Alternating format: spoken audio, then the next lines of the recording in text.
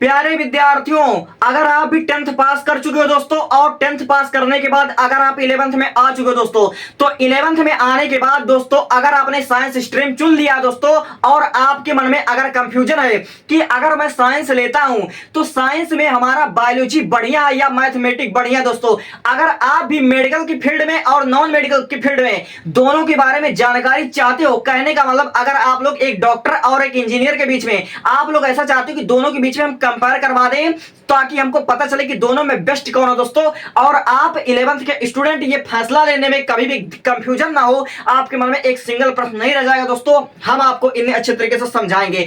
तो मैं वीडियो की शुरुआत यहां से करता हूं। सबसे पहली बात, आप 11th स्टूडेंट हो और आपके मन में तरह तरह के ख्याल आ रहे हैं कि मैं मैथ लूं और बायोलॉजी लूं, मैं मैथ लूं कि बायोलॉजी लूं। बार बार आपके मन में एक ही सवाल आ रहा है कि मैं गणित लूं या फिर मैं बायोलॉजी सब्जेक्ट लूं, दोनों में बेस्ट कौन है, मैं एक डॉक्टर बन जाऊंगा तब अच्छा होगा या मैं एक इंजीनियर बन जाऊंगा तो अच्छा होगा दोस्तों। तो मैं आपको एक डॉक्टर और एक इंजीनियर के बीच में कंपैरिजन करने वाला हूं। सबसे पहली बात, अगर आप लोग एक डॉक्टर बनना चाहोगे दोस्तों, तो डॉक्टर बनने के लिए 12 के बाद आपको नीट की परीक्षा क्वालिफाई करना पड़ता है और नीट की परीक्षा क्वालिफाई कर लोगे तब आपको कम से कम 5.5 साल लग जाएंगे एक डॉक्टर बनने के लिए, यानी 12 के बाद आप लोग 5.5 साल बाद जाकर कहीं डॉक्टर बनोगे, ठीक है। और मैं बात कर लूं इंजीनियर बनने में, तो इंजीनियरिंग करने में अगर आप इंजीनियर बनना चाहते हो तो 12 के बाद आपको एक नहीं बल्कि दो एंट्रेंस एग्जाम क्वालिफाई करना पड़ेगा। जी हां दोस्तों, आपको जेईई मेन भी क्वालिफाई करना पड़ेगा और जेईई मेन अगर क्वालिफाई कर लेते हो दोस्तों तो फिर आपको जेईई एडवांस क्वालिफाई करना पड़ेगा। अगर दोनों एग्जाम को क्वालिफाई कर लेते हो तो आप जाकर एक इंजीनियर बनोगे, यानी 12 पास करने के बाद आपको 2 एग्जाम क्वालिफाई करना पड़ेगा और 2 एग्जाम क्वालिफाई करने के बाद आपको एक इंजीनियर बनने में 4 साल लगेंगे। यानी मैं समय की बात करूं तो एक इंजीनियर बनने में मात्र आपका 4 साल लगेगा और एक डॉक्टर बनने में आपका 5.5 साल लगेगा। और मैं बात कर लूं सबसे ज्यादा पैसा कौन कमाता है दोस्तों, सबसे ज्यादा पैसा कौन कमाता है, तो मैं बात कर लेता हूं शुरुआत में। तो शुरू में दोस्तों इंजीनियर हमारा मतलब ज्यादा पैसा कमाता है और डॉक्टर कम पैसा कमाते हैं, लेकिन दोस्तों जैसे जैसे समय बीतता जाता है, ठीक है, तो हमारा इंजीनियर का भी अनुभव हो जाता था, डॉक्टर का भी हमारा अनुभव होता है। लेकिन मैं बात कर लूं कि लाइफ टाइम तक सबसे ज्यादा पैसा कौन कमाता है, तो लाइफ टाइम तक यानी मरते दम तक सबसे ज्यादा पैसा डॉक्टर ही कमाता है दोस्तों। डॉक्टर की सैलरी कहीं नहीं गई, डॉक्टर का कभी भी रिटायरमेंट नहीं आता है, एक डॉक्टर कभी भी रिटायर नहीं होता, चाहे वह 100 साल जिए तो 100 साल तक वह डॉक्टरी करेगा। लेकिन एक इंजीनियर यह रिटायर होता है दोस्तों, या एक समय बाद 60 साल 65 साल बाद यह रिटायर हो जाता है। तो मैं बात कर लूं यहां पर बेस्ट कौन हुआ, तो यहां पर बेस्ट हो गया डॉक्टर, ठीक है। अब मैं बात कर लूं दोनों में टफ कौन है, मेडिकल लाइन टफ है या इंजीनियरिंग लाइन टफ है। दोस्तों देखो इनके बीच में मतलब ये कंपैरिजन करना थोड़ा मुश्किल है, क्योंकि टफ तो दूसरा है मेरे दोस्तों, टफ दोनों है, क्योंकि आपको नीट एग्जाम क्वालिफाई करना पड़ेगा और नीट एग्जाम भारत का चौथा सबसे टफेस्ट एग्जाम है और आपको JEE main JEE advance qualify करना पड़ेगा। तो जेईई एडवांस दोस्तों इतना टफ एग्जाम, भारत का दूसरा सबसे टफ एग्जाम है। जेईई एडवांस का पैटर्न किसी को मालूम नहीं होता कि कैसा पेपर आएगा, कैसा एग्जाम का पैटर्न होगा, भारत का दूसरा सबसे टफ एग्जाम होता है। तो इसलिए मैं कहना चाहूंगा कि नीट में और जेईई मेंस जेईई एडवांस में कठिन हमारा जेईई एडवांस होता है। तो मैं टफ लेवल की बात कर लूं तो जेईई एडवांस टफ होता है, जेईई एडवांस टफ होता है, इंजीनियर की परीक्षा ज्यादा टफ होती है, बल्कि डॉक्टर वाला परीक्षा आसान होती है, ठीक है। और मैं बात कर लूं आपका किसका लाइफ स्टाइल अच्छा होता है, तो दोस्तों शुरू में आपके मैं बात करूं तो इंजीनियर का लाइफ स्टाइल बहुत अच्छा होता है, लाइफ स्टाइल इसका बहुत अच्छा होता है, ये लोग अच्छा एंटरटेनमेंट करते हैं, मौज करते हैं। लेकिन जैसे जैसे समय बीतता चल जाता है वैसे डॉक्टर का लेवल मतलब ज्यादा बेहतर होता है। डॉक्टर शुरू में 5 साल 10 साल 15 साल तक बहुत स्ट्रगल करते हैं, बहुत संघर्ष करते हैं, बहुत पढ़ाई करते हैं, बहुत अपना प्रैक्टिकल करते रहते हैं। लेकिन वही अगर 35 साल से ऊपर की मैं देखूं तो 35 साल के बाद डॉक्टर की जिंदगी ऐसो ऐस हो जाती है, ठीक है। तो मैं पहले आपको बहुत ही डिटेल में मैं इसका कंपैरिजन करता हूं, तो आखिरी में बता दूंगा कि दोनों में बेस्ट कौन है दोस्तों, ताकि आप सही फैसला ले पाओ। मेरा मेन उद्देश्य, मेरा मेन पर्पज है कि आपको मैं सही जानकारी दूं, आपके दिमाग में बैठा दूं कि दोनों में बेस्ट कौन है दोस्तों, और अंततः बताऊंगा कि आपको बायोलॉजी लेना चाहिए या मैथ लेना चाहिए। दोस्तों इसके लिए 3 कंडीशन है और 3 शर्त मैं बता दूंगा, इसको आप अपने दिल पर हाथ रखकर पूछिएगा कि क्या मैं तीनों सवाल का आंसर दे पा रहा हूं। अगर तीनों सवाल का आंसर हाँ होगा तब आप फैसला ले पाओगे, और तीनों सवाल का आंसर ना हो पाया तो आप लोग कंफ्यूजन में रहोगे। लेकिन मैं इतने अच्छे तरीके से समझाऊंगा कि आपका चाहे जो प्रश्न हो वह सॉल्व हो जाएगा। सबसे पहली बात, 11th में हो, अब आप लोग कमजोर हो, आप लोग कंफ्यूजन में हो कि मैं बायोलॉजी लूं या फिर मैथ लूं। तो मेरे भाई देखो, अगर आप बायोलॉजी लेते हो तो आप लाइफ में बहुत ज्यादा मतलब करियर ऑप्शंस होते हैं, बहुत ज्यादा करियर ऑप्शंस होते हैं, जिसमें सबसे बड़ा करियर ऑप्शन होता है आपका मेडिकल लाइन, यानी आपका डॉक्टरी वाला क्षेत्र। ये आपका सबसे बेस्ट होता है और सबसे बड़ा इसमें होता है नीट की परीक्षा। यानी आपने 10th पास कर लिया, फर्स्ट स्टेप तो आपने कंप्लीट कर लिया है। अब सेकंड स्टेप, जैसे आप लोग 11th में जाओगे, जैसे अपना एडमिशन करवाओगे, अगर आप पीसीबी लेते हो यानी अगर आप बायोलॉजी सब्जेक्ट लेते हो तो 11th 12th आप बायोलॉजी पढ़ाई करोगे। और साथ ही साथ अगर आपको मेडिकल क्षेत्र में जाना है, बायोलॉजी लेने का मकसद ये नहीं होता कि आपको नीट की तैयारी करना है, लेकिन फिर भी अगर आपका इंटरेस्ट है, अगर आप मेडिकल के बारे में जानना चाहते हो, आप डॉक्टर बनना चाहते हो, तो जानना आपको बहुत जरूरी है दोस्तों। तो आप 11th और 12th के साथ नीट की तैयारी करोगे। अब बहुत से बच्चे पूछेंगे नीट क्या होता है, तो नीट एक एंट्रेंस एग्जाम होता है, एक एंट्रेंस एग्जाम होता है जो एनटीए कंडक्ट करवाती है मेडिकल स्टूडेंट के लिए। यानी जिन विद्यार्थियों का डॉक्टर बनने का सपना होता है वह नीट यूजी एग्जाम की तैयारी करते हैं, उसको फोड़ते हैं, अच्छे नंबर लाते हैं, तब गवर्नमेंट कॉलेज में जाते हैं, तब वहां से एमबीबीएस की पढ़ाई करते हैं, तब डॉक्टर बनते हैं। ठीक है दोस्तों, तो नीट के बारे में थोड़ा हम और अच्छे से बता देते हैं। नीट एग्जाम में टोटल आपके 180 क्वेश्चन होते हैं, 180 प्रश्न होते हैं। 180 प्रश्न को सॉल्व करने के लिए आपको मात्र 3 घंटे का समय मिलता है। यानी 180 क्वेश्चन को सॉल्व करने के लिए आपको 180 मिनट ही मिलेंगे। 1 मिनट में आपको एक प्रश्न सॉल्व करना पड़ता है।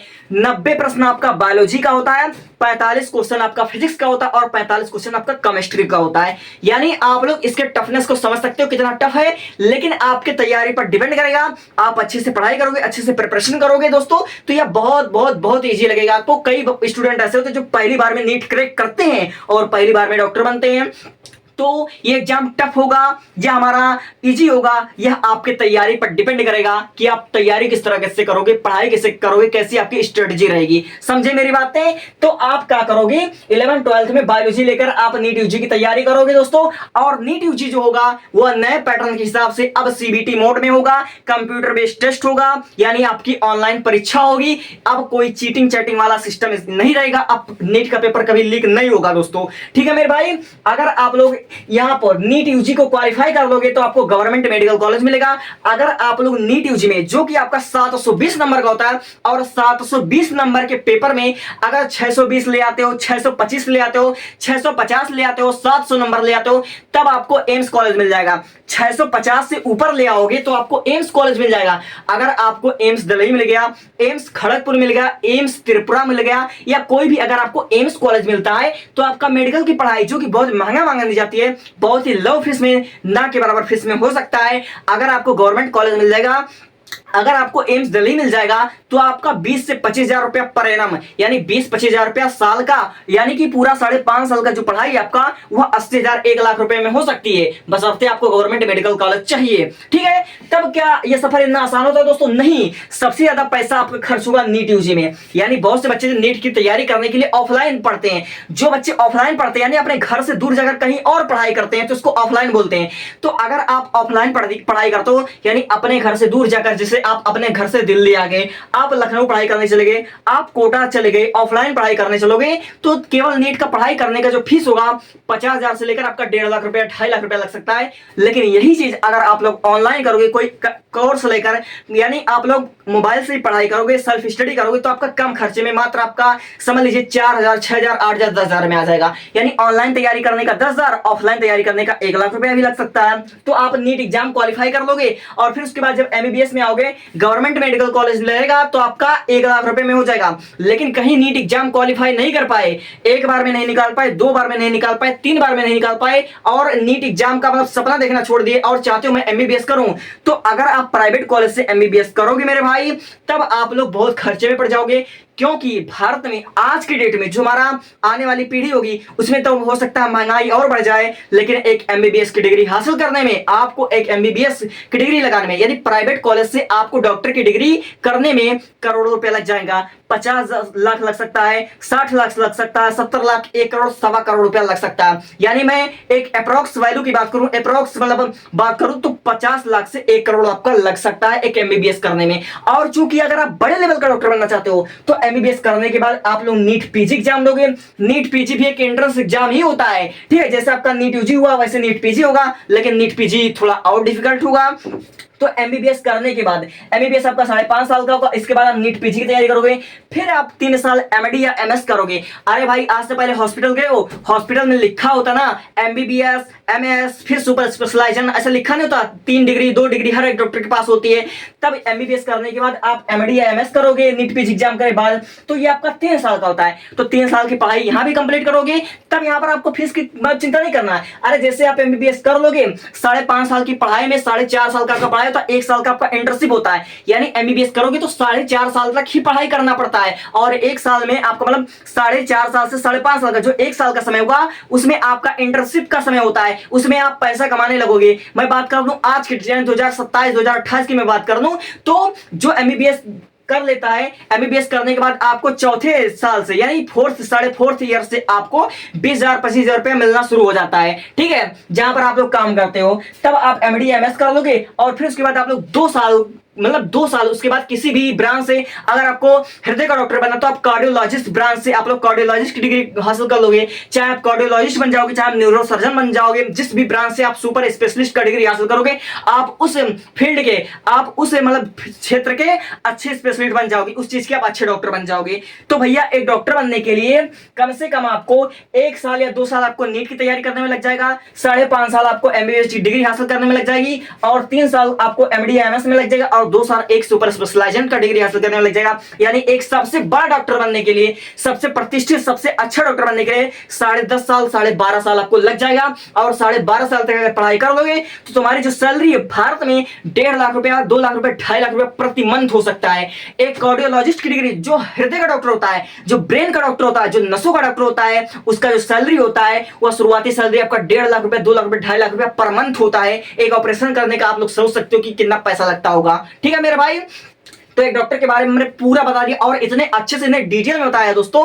अगर आपने कभी एमबीबीएस का, नीट का, एमडी एमएस का, सुपर स्पेशलिस्ट का, कार्डियोलॉजिस्ट का, न्यूरोसर्जन का नाम नहीं सुना होगा तो मैंने बता दिया है। अब मैं बात कर लेता हूं इंजीनियरिंग फील्ड में, ये सबसे बेस्ट तरीका है समझने का, जिस तरह से मैं समझा रहा हूं दोनों के बीच में कंपैरिजन करके, ठीक है। अगर आप चाहते हो कि आप लोग मेडिकल फील्ड में ना जाए, क्योंकि सफर बहुत लंबा है लेकिन लाइफ बहुत इजी होगा, लेकिन 12 साल 10 साल जो आपको वनवास में बिताना पड़ेगा ये तो मुश्किल है ना, ठीक है। तो अगर आप लोग पीसीएम लेते हो, 10th पास की हो, अभी अभी जस्ट ना हो, अपने 10th पास कर लिया, अब 11th और 12th में आप पीसीएम से पढ़ाई करोगे, और साथ ही साथ अगर आपको इंजीनियर बनना है, मैथ लेने का मकसद ये नहीं कि आप लोग केवल इंजीनियर बनोगे। अरे भाई बहुत फील्ड है, मैथ में मल्टीपल ऑप्शन ही ऑप्शन है, जितना आप जो करना चाहो वो कर सकते हो मैथ वाले स्टूडेंट, ठीक है। तो आप क्या करोगे, 11th 12th पीसीएम से पढ़ाई करोगे, और अगर आपको इंजीनियरिंग लाइन में जाना है, अगर आपको इंजीनियर बनना है तो 11th 12th के साथ आप जेईई मेंस की तैयारी करोगे। जेईई मेंस की परीक्षा भी सीबीटी मोड में, यानी कंप्यूटर बेस्ड टेस्ट होता है, आपका ऑनलाइन परीक्षा होता है। जेईई मेंस का परीक्षा ऑनलाइन परीक्षा होता है,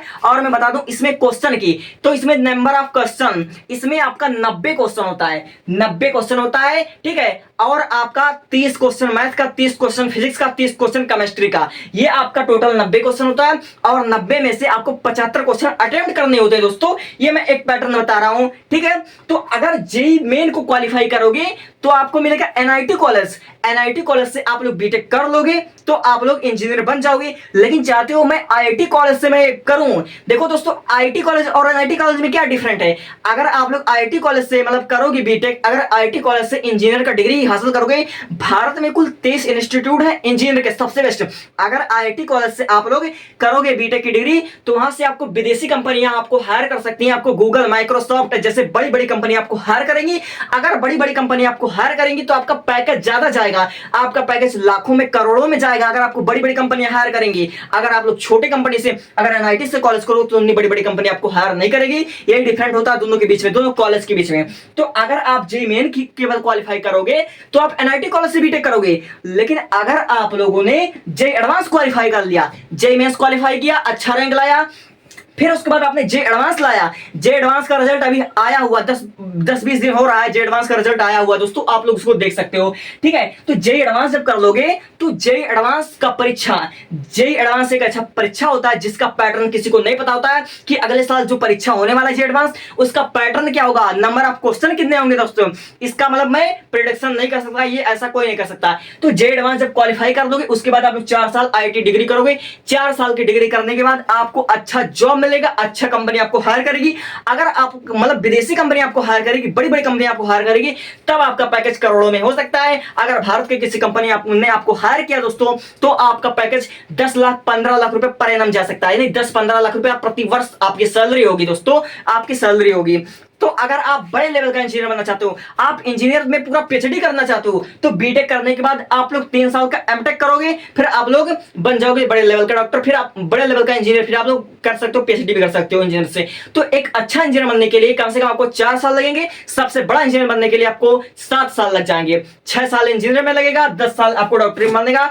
तो दोनों में बेस्ट कौन है, हमने आपको डिफरेंट लेवल समझा दिया, कौन कठिन है दोनों में। इंजीनियरिंग लाइन बहुत बहुत बहुत कठिन है, जेईई एडवांस का पैटर्न किसी को मालूम नहीं होता है, नीट का परीक्षा भी आसान नहीं होता है, लेकिन प्रिपरेशन अच्छी है, बच्चे ने मेहनत किया तो नीट का पेपर भी आसान होता है। दोनों में टफ कौन होता है, मेडिकल लाइन और नॉन मेडिकल लाइन, दोनों में टफ कौन होता है, जेईई एडवांस होता है। बेरोजगारी का मतलब कौन ऐसा डिग्री है जिसको करने के बाद कभी भी बेरोजगार नहीं रह सकता, अगर आपके पास एमबीबीएस की डिग्री, अगर आप डॉक्टर हो, अगर आपने बी फार्मा डी फार्मा ही कर लिया तो आप बेरोजगार कहीं नहीं रहोगे, यानी एक डॉक्टर कभी भी बेरोजगार हो ही नहीं सकता।